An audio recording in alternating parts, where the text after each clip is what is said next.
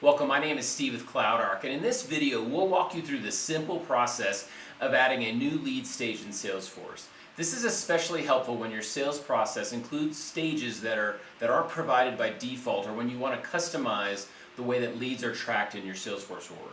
When you're done learning how to customize lead stages, we've got another video coming up that will show you how to increase Salesforce efficiency while reducing license costs. It even introduces a new program that offers rebates on your Salesforce licenses, which are dollars that you can spend on training or consulting.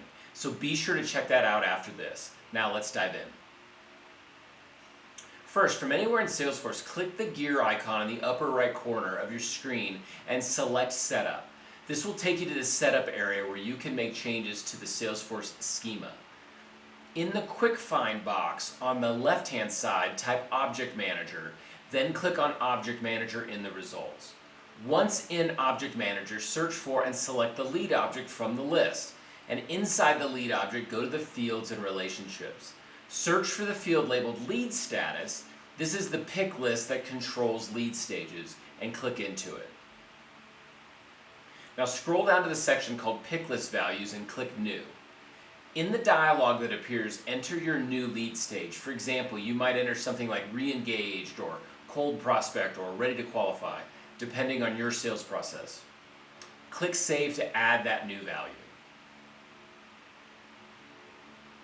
Now, if you want this new stage to be the default stage for new leads, you can check the Make This Default Value option when creating it. You can also click the Reorder button to arrange the stages in order that best fits your sales process. Now that you've added the new lead stage, let's verify it. So go to the Leads tab and open a new lead record.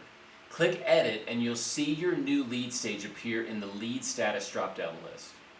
Now you've successfully added a new lead stage in Salesforce.